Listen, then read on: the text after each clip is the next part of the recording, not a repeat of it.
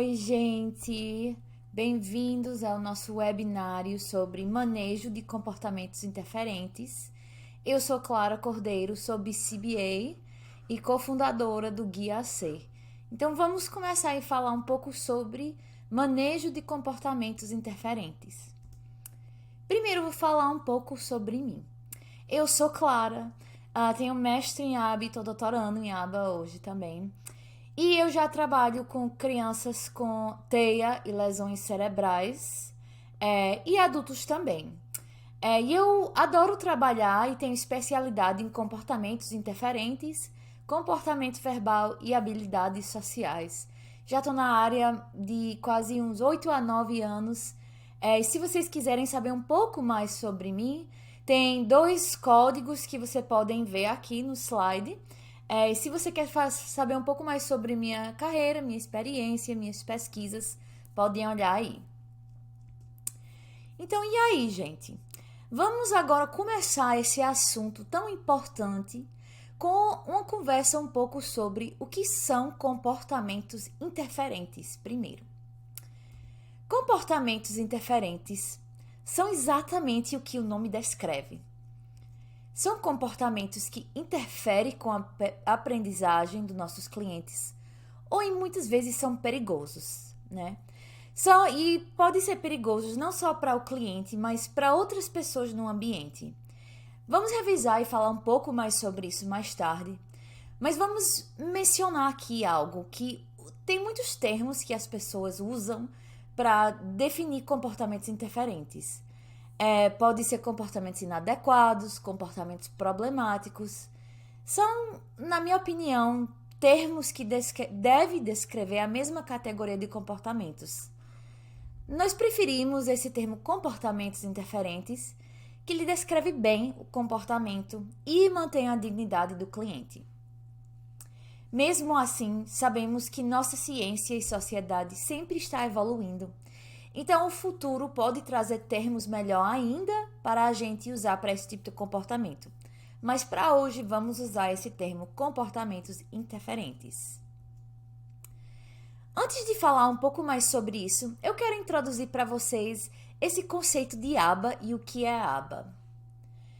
ABA é um nome tipicamente usado para terapias baseadas na ciência da análise do comportamento aplicada. Podemos simplesmente definir ou descrever ABA como uma terapia que é baseada na função do comportamento para melhorar a vida dos afetados e que é individualizado para todo aprendizado. É isso que a gente sabe como ABA, mas também existe essa forma de pensar em ABA, que é uma terapia que segura crianças porque o comportamento é feio ou chato. E às vezes as pessoas pensam que também é um tratamento que é igual para todos e força a criança para ser um jeito ou outro, que força a criança a ser robotizados. Infelizmente, não temos controle sobre todos os comportamentos de todo profissional na área de ABA. Então, realmente existem pessoas que fazem exatamente isso, que não definimos como ABA, mas eles chamam aquilo de ABA. Nós consideramos esses comportamentos antiéticos e aquelas pessoas vão fazer aquilo que é o mais rápido, o mais fácil e o mais simples, mesmo quando ele não é certo. E nós acreditamos que isso não é ABA, mas essas pessoas ainda estão chamando isso de ABA. Ética é um assunto muito importante para nós e tem um laço com todas as áreas de ABA. Então é importante falar sobre isso antes de entrar um pouco nesse assunto de comportamentos de manejo.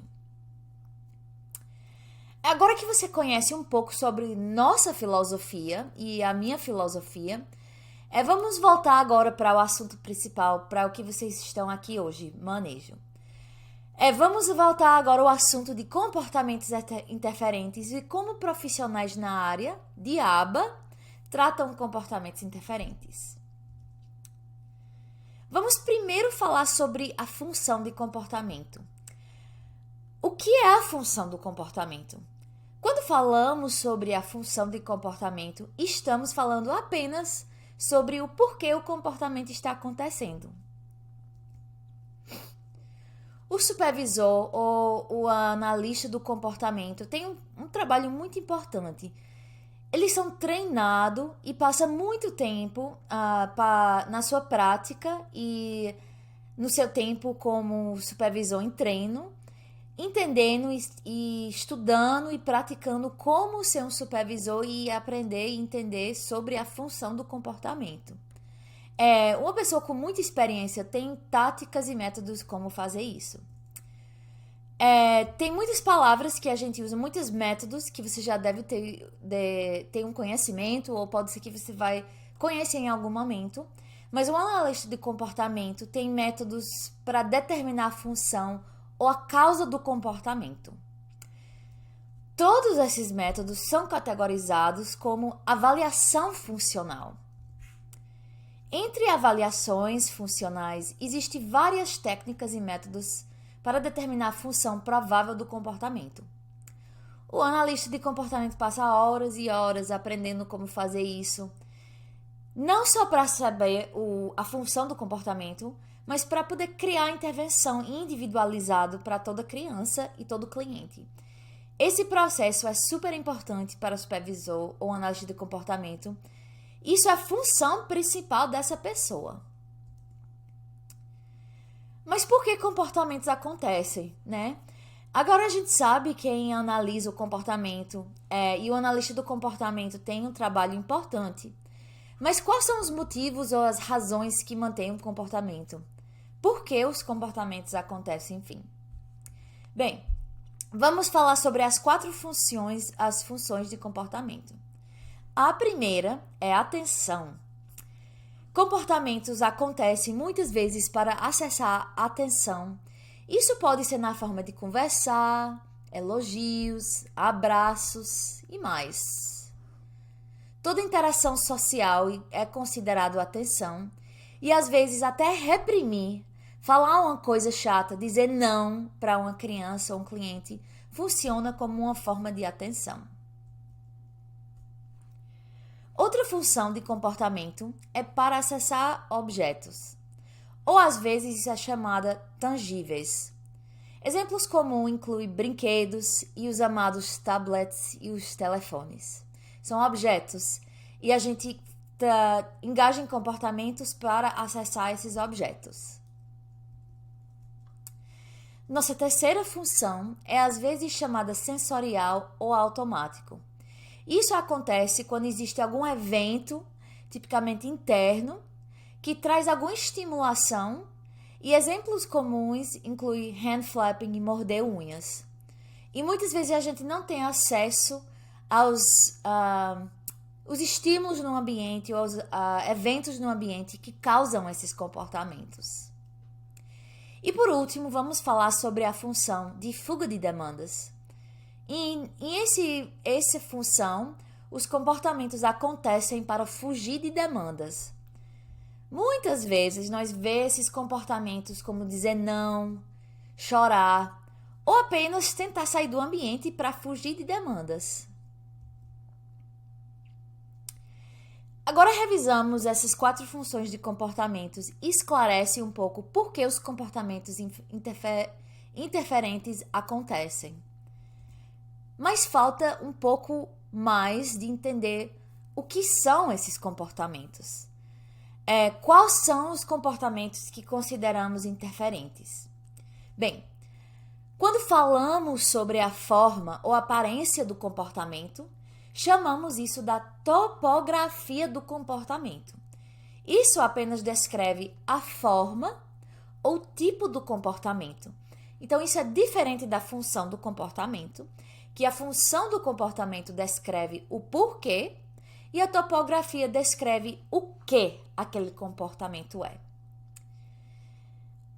Então, todo comportamento também tem uma função e podemos definir ela pela topografia. Porém, tem um número infinito de topografias de comportamento. Esses comportamentos são apenas exemplos dos nossos comportamentos que os aprendizados que a gente trabalha podem engajar e qualquer ser humano também. Sabendo que todo comportamento tem uma função e uma topografia diferente, sabemos que também não temos como apenas dizer que um comportamento de chorar ou gritar é interferente. Por isso que é tão importante um analista de comportamento e o supervisor nesse processo, porque só essa pessoa pode definir e entender a complexidade do comportamento interferente. Então é assim que a gente define quais são os comportamentos interferentes. Então sabemos que comportamentos interferentes acontecem, mas como é que tratamos esses comportamentos? Vamos falar um pouco sobre, primeiro, comportamentos alternativos. Comportamentos alternativos são todos os comportamentos que podemos ensinar aos nossos clientes, que podem substituir os comportamentos interferentes que não queremos que ocorram. O analista do comportamento tem aquele trabalho tão importante que eu estou trazendo para vocês. E eles entendem que aquele comportamento é baseado em alguma função. Então, esse é o trabalho do analista do comportamento, é para determinar quais são os comportamentos alternativos que temos que ensinar aos nossos aprendizados, porque é assim que a gente funciona e trabalha para poder mudar os comportamentos e ensinar alguma coisa mais adequada para o futuro e ao longo prazo da vida daquela pessoa, daquela criança, daquele cliente. Mas são os aplicadores, que são as pessoas que estão trabalhando com aquela criança, os cuidadores também, que estão dando dicas no dia a dia, de manhã, de tarde, de noite, e em vários ambientes, e que são as pessoas que vão ser os mais importantes na aplicação desses métodos.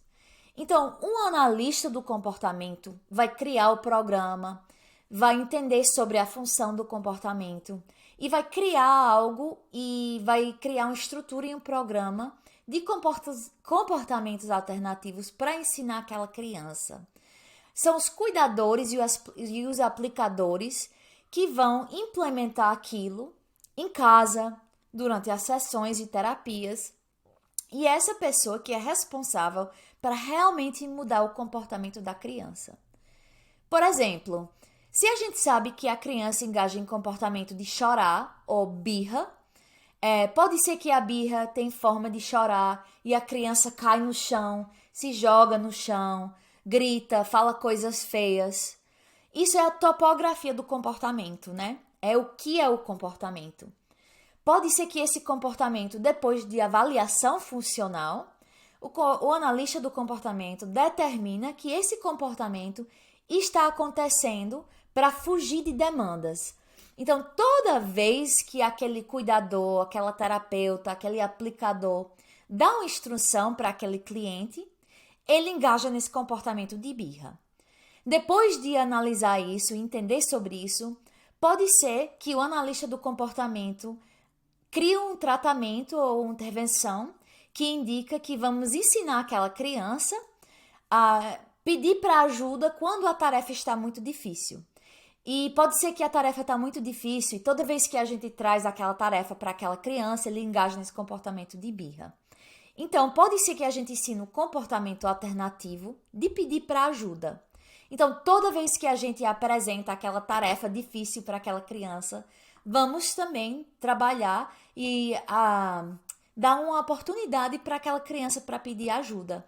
Então, o aplicador, toda vez que ele apresentar aquela tarefa, vai dizer: me pergunte para ajuda. Aí a gente ensina aquela criança a dizer: eu preciso de ajuda. Quando aquela criança pede para essa ajuda, a gente vai dar aquela ajuda. Então, isso é um exemplo de, depois desse processo de analisar e avaliar os dados, de avaliar o comportamento da criança, podemos ensinar esse comportamento alternativo. Mas, só para lembrar que isso só pode ser feito com um analista de comportamento, um supervisor que é treinado nesses métodos, porque é muito importante que esses comportamentos alternativos tenham sim a mesma função do comportamento interferente. Então, isso é um grande trabalho.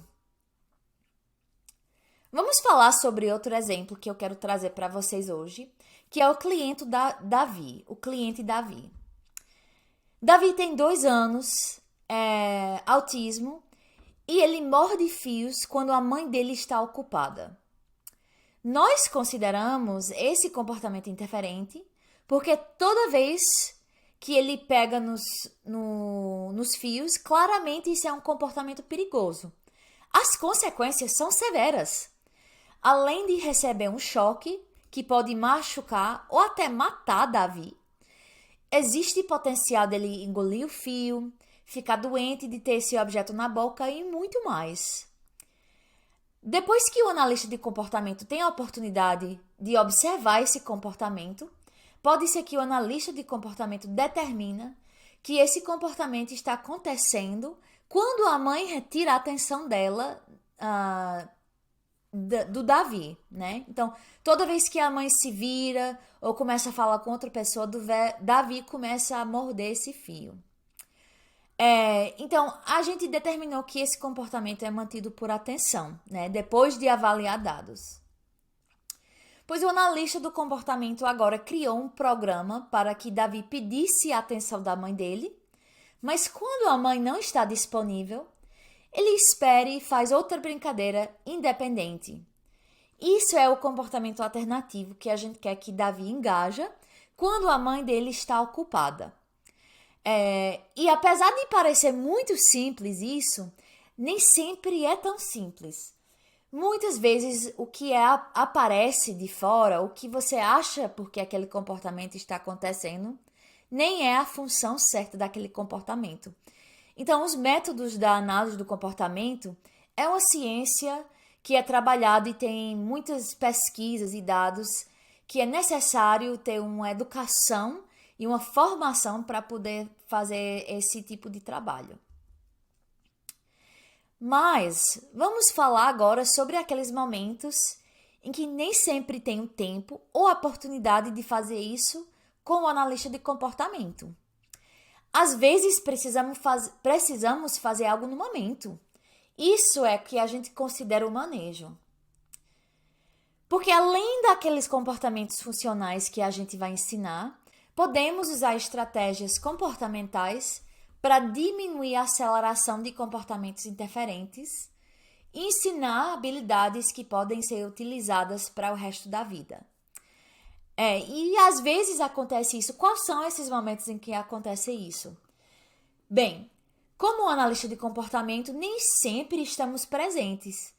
E não estamos presentes em todos os momentos da vida da criança também, né? Não estamos lá de manhã, quando aquela criança está acordando, e nem de noite, quando aquela criança está indo dormir. Então, são esses momentos que é importante ter um manejo, porque acontecem coisas que não podemos definir ou saber que vai acontecer, que podemos dizer que amanhã essa criança vai engajar em birra, ou amanhã essa criança vai se jogar no chão, ou vai me bater, ou vai me chutar, né? Nem sempre podemos adivinhar quais comportamentos vão acontecer. Então, o manejo é utilizado para nesses momentos quando a gente não entende bem a função do comportamento, ou acontece uma coisa pela primeira vez, ou acontece uma coisa que você nunca viu antes com aquela criança. As estratégias de manejo dão confiança ao profissional, ao cuidador, para poder lidar com todos os comportamentos, todas as topografias, todas as funções de comportamentos e lidar com situações de emergência, em que a gente vê aceleração, o comportamento entra em crise. Vamos a revisar o que é crise, o que é aceleração, quais são as fases de crise. E você vai entender e saber um pouco mais como engajar em comportamentos para que aquela criança não entre em crise e não fique em crise por longos tempos. Então, como eu estou falando, o manejo são estratégias para diminuir a aceleração e para que o comportamento não entre em crise. Queremos sempre evitar a crise o máximo possível. E essas estratégias vão ajudar você a manter a sua cognição clara para poder lidar com situações difíceis e para manter a segurança do seu cliente e todas as pessoas que estão naquele momento. Às vezes as pessoas acham que manejo são estratégias de apenas segurar a criança. E às vezes existe um momento em que isso é necessário. Vamos falar hoje sobre coisas que você pode fazer para que você não precise entrar nesse momento de entrar numa intervenção física e segurar a criança ou fazer esses outros manejos, outras formas intrusivas de segurar o cliente ou a criança. Para ter um manejo eficaz desse jeito, para tentar diminuir, é necessário trabalhar muitos comportamentos como profissional. O nosso curso vai trazer para você 8 horas de manejo e vai trazer os seguintes módulos para sua aprendizagem. Então, hoje vamos falar sobre cada um desses módulos e trazer uma prévia para você e aprender um pouco coisas que você pode já começar na sua prática a implementar e aprender como que você pode fazer isso com aprendizagem mais profunda no nosso curso. Então, vamos começar primeiro e falar sobre o ciclo de crise. O ciclo de crise apenas descreve um ciclo que acontece toda vez que a gente vê um comportamento interferente que entra em crise. Esse ciclo sempre acontece, sempre segue essa forma, e vamos falar um pouco sobre isso. Primeiro, a primeira parte que você vai ver aqui é essa linha branca. Essa linha branca descreve a linha de base. A linha de base é o comportamento da gente, ou da criança, ou do cliente, de qualquer pessoa, quando não tem um antecedente ou algo que começa a acelerar o comportamento. Por exemplo, minha linha de base tipicamente é de estar, se eu estou num curso, é de estar sentado e assistindo aquele curso. Agora, o importante aqui, que a gente tem que sempre entender, é que a linha de base para todo mundo é diferente. Tem pessoas que são mais calmas, que tem pessoas que são mais agitadas, né? A gente conhece aqueles clientes que são mais caladinhos do que os outros. Tem aqueles clientes que gostam de ficar falando muito, né? Essa linha de base é diferente para todo cliente.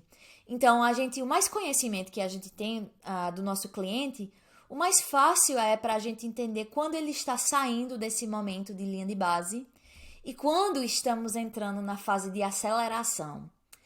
Eu já falei muito sobre aceleração. Agora, o que exatamente é aceleração? Aceleração acontece quando existe algum estímulo, um evento, uma atividade que não é preferido para a pessoa, ou o cliente ou a criança. E quando apresenta esse estímulo, essa atividade ou outro, é que a gente vê que comportamentos interferentes comecem a acontecer. Tipicamente, aceleração, essa fase de aceleração, constitui comportamentos como chorar, gritar, se esconder, tentar sair da área. Tipicamente, a gente vê esses comportamentos menos severos nesse momento de aceleração. E eu vou trazer para vocês também um exemplo real que a gente pode ver que não é só nossos clientes, mas esse ciclo de crise é aplicável para toda pessoa e todo momento em que a gente sai fora da nossa linha de base. Por exemplo, uma coisa que me agita ou que me faz ficar chateada ou desorganizada, podemos usar essas palavras, né?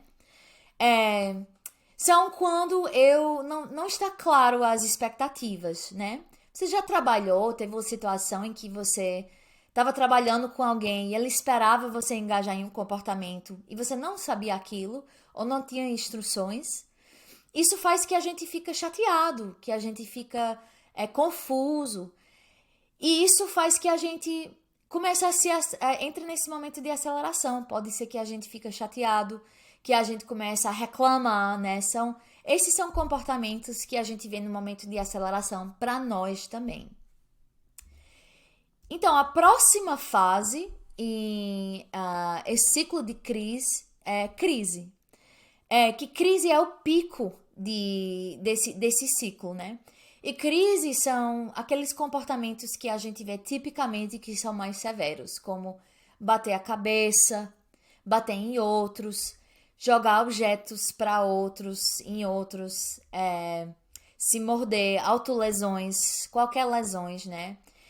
E quando a gente entra em crise, é momento de tentar parar o comportamento e a gente tem que tentar voltar o comportamento para a linha de base.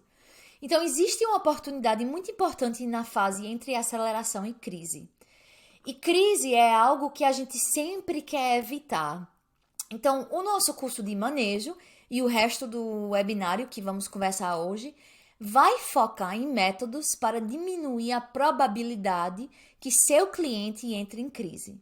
Então, um exemplo que eu trouxe de mim, podemos dizer, né, que algo que me faz acelerar são quando as expectativas não são claras, ou um trabalho em que alguém fala que eu quero para fazer uma coisa e eu não sei o que fazer. O momento de crise, aceleração, a gente falou que pode ser reclamação, pode ser ficar chateado.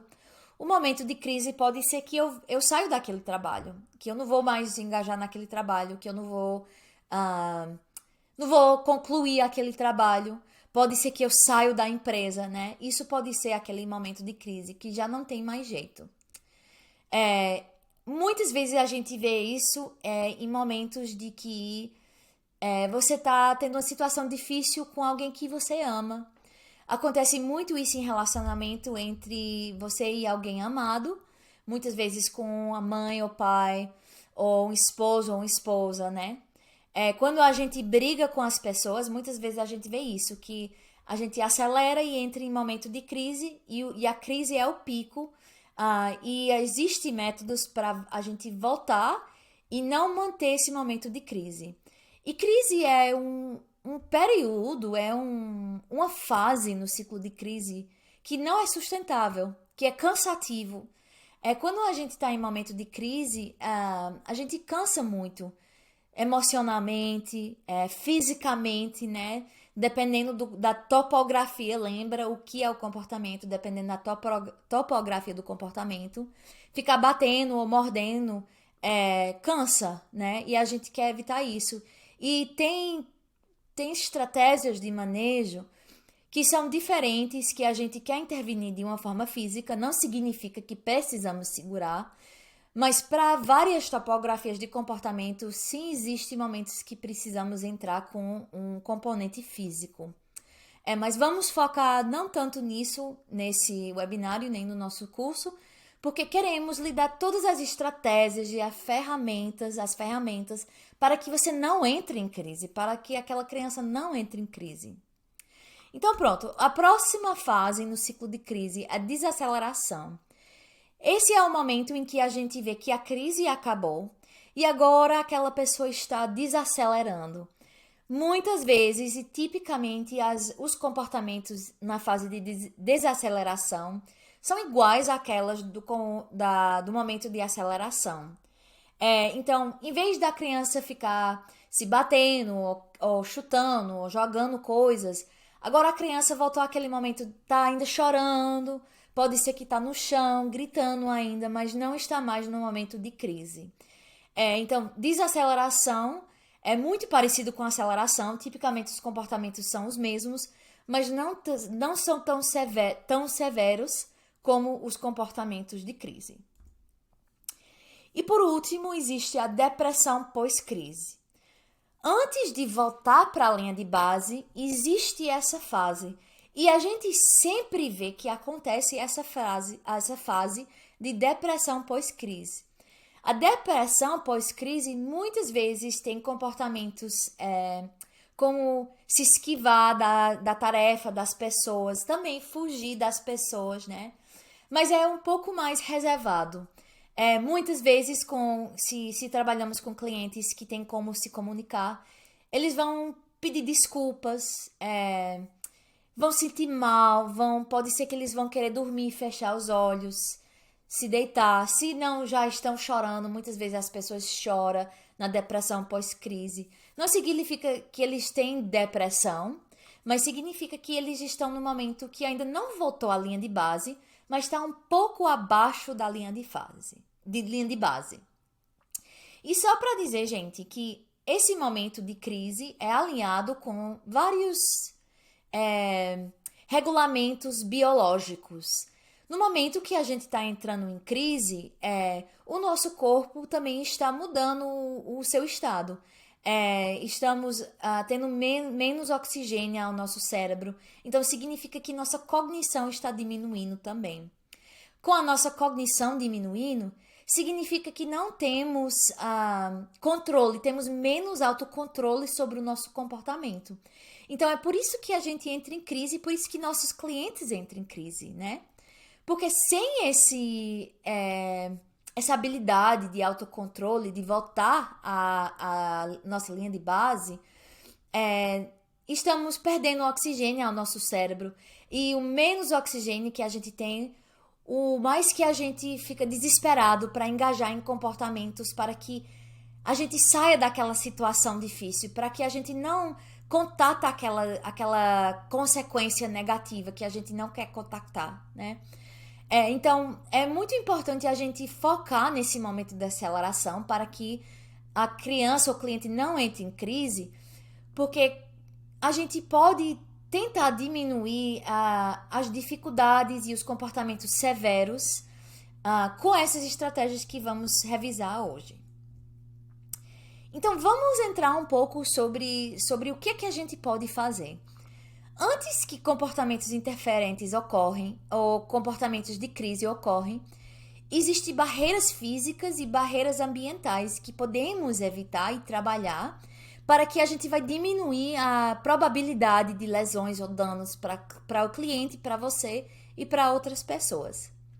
Então, primeiro, é necessário aprender como identificar barreiras e estratégias para se preparar fisicamente para lidar com comportamentos interferentes e diminuir a probabilidade de se machucar. Então, quais são essas coisas?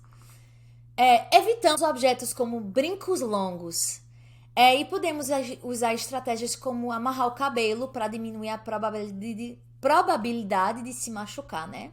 Então, eu posso ter uma liguinha na minha mão para amarrar o cabelo, né? Se meu cabelo está... se eu tiver cabelo longo, eu posso usar uma liguinha para amarrar os cabelos. Queremos evitar brincos, muita bijuteria, colares, né?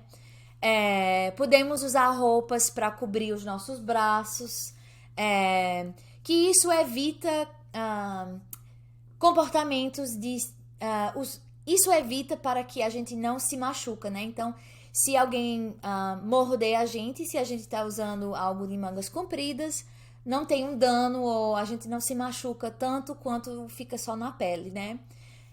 Então, a gente quer sempre estar preparado fisicamente. Essa imagem dessa moça aqui na tela é um exemplo ótimo de alguém que está preparado fisicamente para lidar com comportamentos interferentes e de crise. O cabelo dela está amarrado, ela não está com brincos longos, nem colares que podem ser puxados, né? Ela está usando um casaco por cima da blusa dela. A blusa dela também é uma blusa simples, não tem muito marcas, logos, né? E ela está preparada para lidar com esses comportamentos e diminuir a probabilidade de se machucar. E tão importante também aprender como identificar barreiras ambientais e implementar estratégias para estar preparado para responder em vários ambientes ao comportamentos interferentes. Então, por exemplo, podemos minimizar a probabilidade de danos e lesões com a eliminação de objetos perigosos. Então, objetos que podem ser jogados, por exemplo, uma pedra, né? Se uma criança pegar uma pedra e jogar isso, existem muitas coisas que podem acontecer. Se essa pedra for jogada na minha cabeça, pode sair sangue, pode machucar, pode cortar, né? Então, é uma coisa que é muito perigosa. E porque a gente teria uma pedra, pode ser que nesse ambiente, nessa foto aqui, não vai ter uma pedra. Mas se a gente for para um parque, ou se a gente estiver num lugar, no shopping, pode ser que tenha alguma coisa pesado, né? Então, a gente tem que ver o ambiente e dizer quais são as coisas que podem ser utilizadas como algo que pode me machucar ou machucar outros. Usando um ambiente como esse aqui, nessa foto, é ótimo. Por quê? Porque esse ambiente está bem neutro, né? tem poucas coisas no ambiente, poucas distrações. A mesa pode ser retirada, as cadeiras podem ser movidas para vários lugares. As cadeiras, eu posso retirar as cadeiras do ambiente, né? E a gente quer que nosso ambiente tenha o mínimo número de barreiras possível. Então, pode ser que tem muitas coisas no ambiente. Se a criança começa a correr ou ele cai no chão. Se ele cair no Lego, a gente sabe tudo já. Eu acredito que todo mundo já sofreu a pisada do Lego, né? Imagina cair no Lego e tiver vários no chão. Pode ser que isso machuque o cliente também, né? Então, se a gente manter um ambiente limpo, um ambiente neutro, a gente minimiza a probabilidade da gente se machucar e o nosso cliente se machucar também. Então, são coisas que a gente pode cuidar no nosso corpo. Todo dia que a gente sai de casa, a gente toma uma decisão de como a gente se prepara para ir ao trabalho e trabalhar com nossos clientes. E também podemos preparar o ambiente, né? Podemos organizar o ambiente, eliminar coisas perigosas e manter objetos no ambiente que a gente pode retirar e mover de uma forma fácil. Ok, então agora vamos falar sobre o próximo assunto, o próximo módulo, que são antecedentes. Antecedentes são aquelas coisas que podemos fazer antes que um comportamento interferente ocorra. São coisas que a gente pode manipular no ambiente para diminuir a probabilidade que a criança vai engajar em comportamentos interferentes. Existem muitas pesquisas e dados que indicam estratégias para que a gente pode engajar com nossos clientes para evitar comportamentos agressivos no ciclo de crise. Tem exemplos como exercício como antecedente. Então, tem muitas pesquisas que indicam que começar uma sessão ou começar um dia com exercício para crianças que engajam em comportamentos que são mantidos por funções automáticas ou sensoriais, por exemplo, funcionam para diminuir comportamentos interferentes e comportamentos agressivos com crianças com comportamentos interferentes. Então, isso é um método ótimo de diminuir comportamentos interferentes, que é super simples e qualquer pessoa pode fazer. Você amanhã pode ir para a sua sessão e fazer um exercício com o seu cliente para 5 minutos, os primeiros 5 minutos da sessão. E pode ser que isso já funcione para diminuir a probabilidade de comportamentos interferentes. Sem você precisar saber da função, sem precisar do analista do comportamento. Isso é algo que pode ser reforçador para o seu cliente, pode diminuir comportamentos interferentes e, além disso, ensina um comportamento super saudável, que é engajar em exercício. Outras coisas que a gente pode fazer são estratégias de comunicação. Ensinar a criança a pedir, ajudar aquela criança para pedir para as coisas. E nem sempre isso precisa ser crianças que têm comportamento vocal, crianças que podem falar.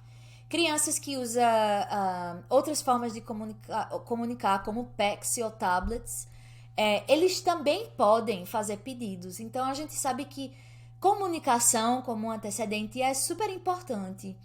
E para crianças que são mais avançados, deveremos também compartilhar com eles o que estamos fazendo.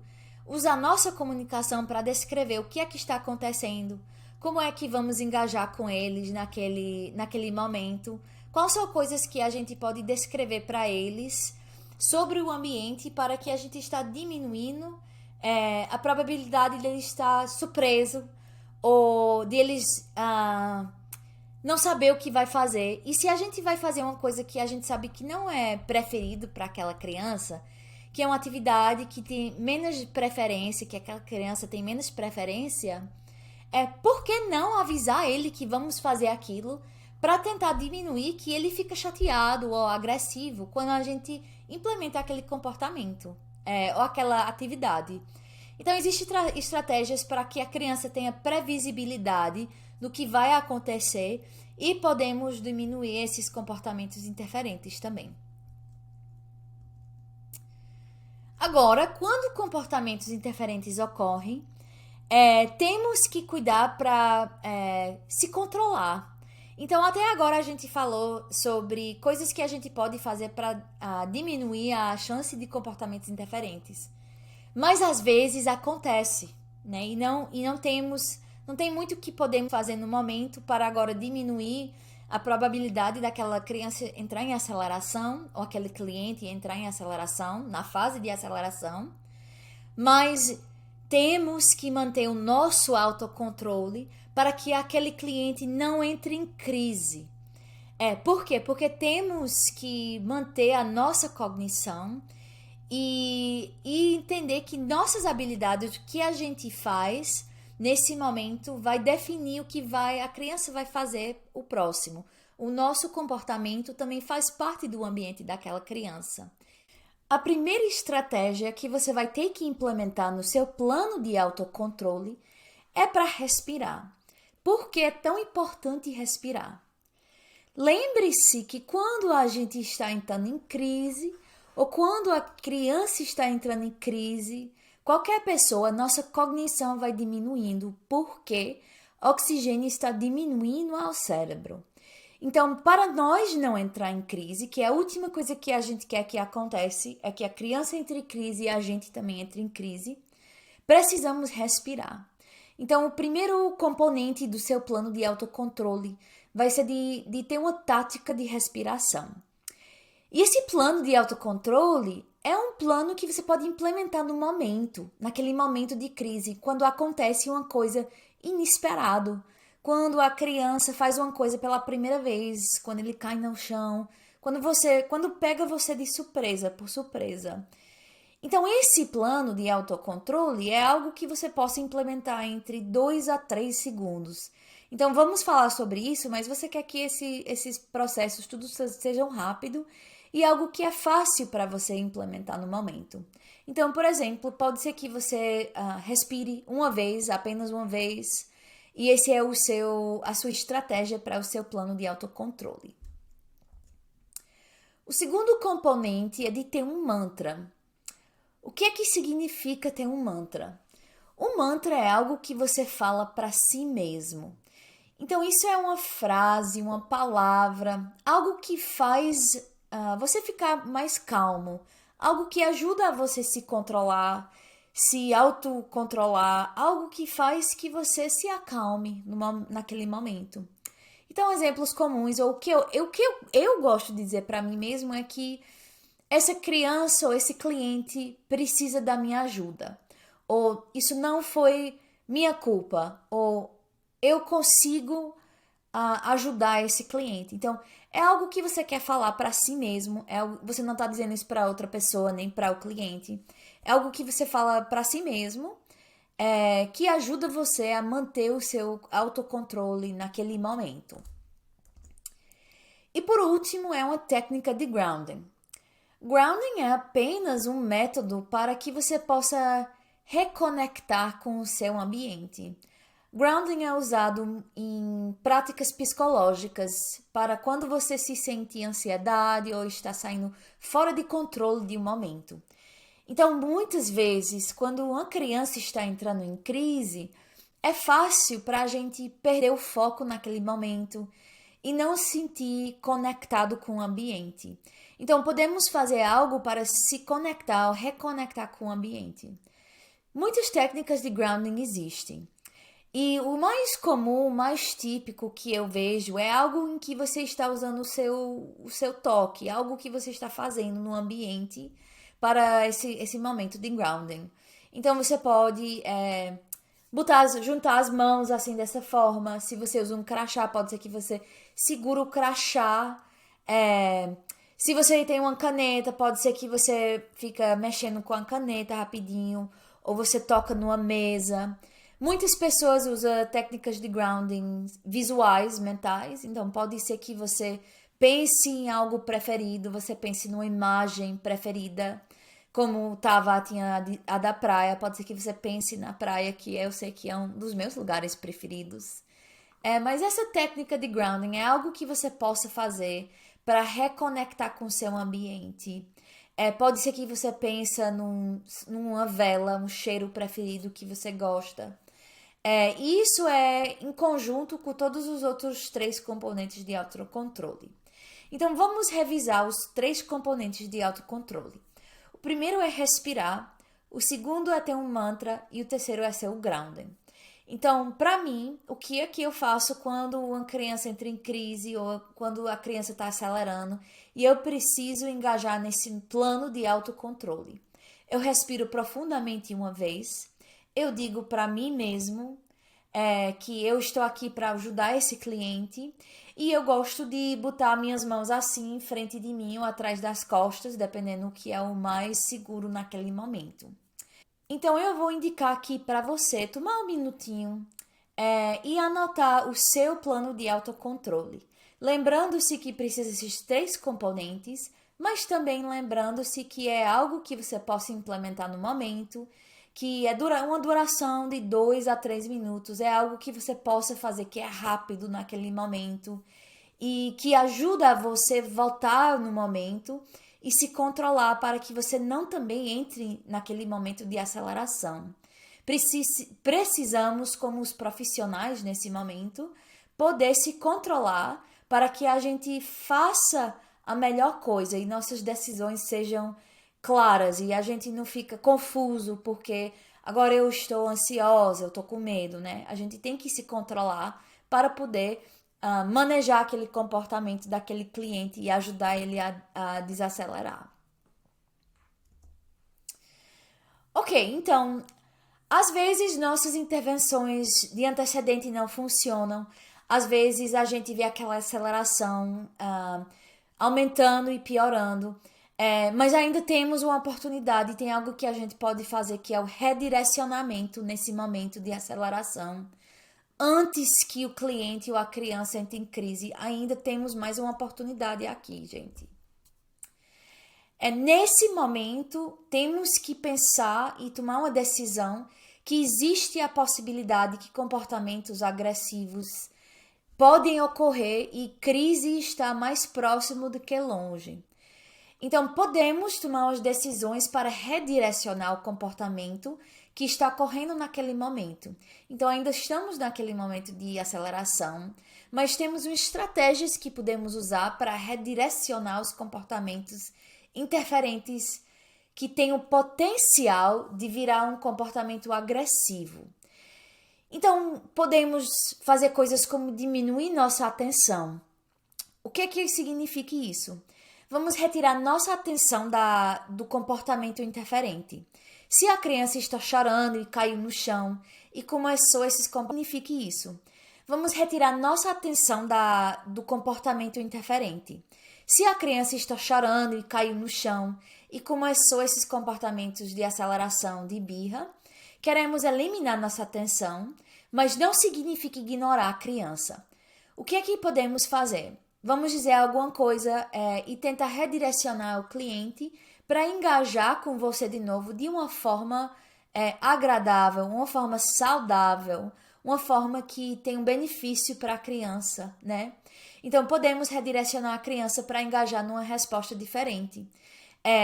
Se a criança caiu no chão e ele quer um intervalo da tarefa, porque aquela tarefa, você apresentou a tarefa e ele caiu no chão e ele está começando a acelerar, não queremos dizer para aquela criança, por exemplo, não faça isso, né? Se a criança, vamos dizer que a criança é Aline. Aline caiu no chão. Queremos evitar de toda forma dizer, Aline, não faça isso, se levante, né?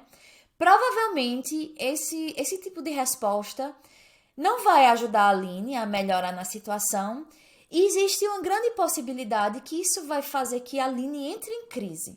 Então, o que é que a gente pode fazer para redirecionar? Aline, peça para um intervalo.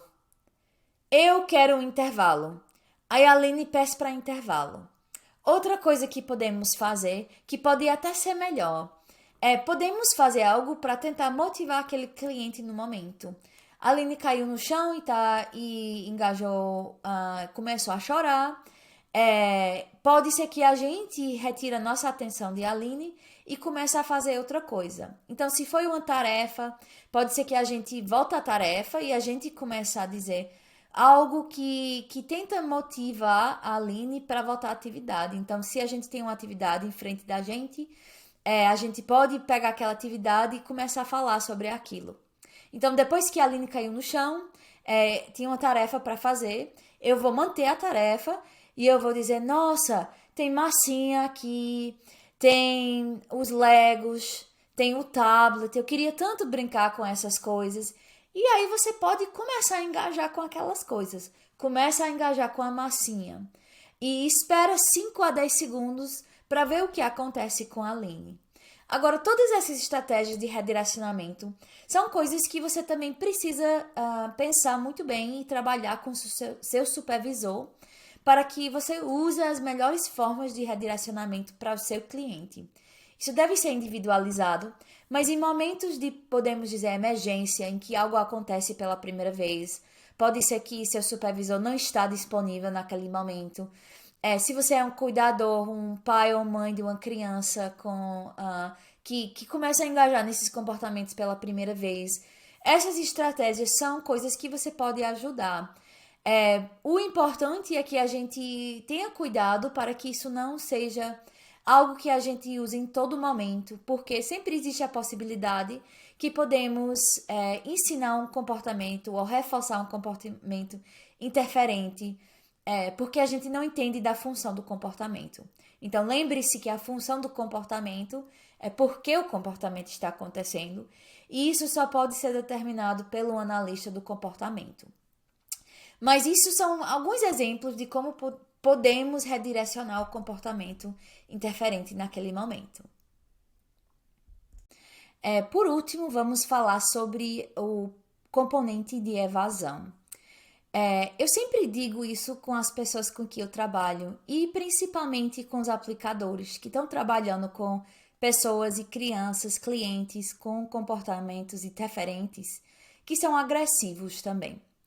É que não é necessário você ficar lá na sua sessão, sentado, em pé, deitado, o que for, e aceitar comportamentos agressivos.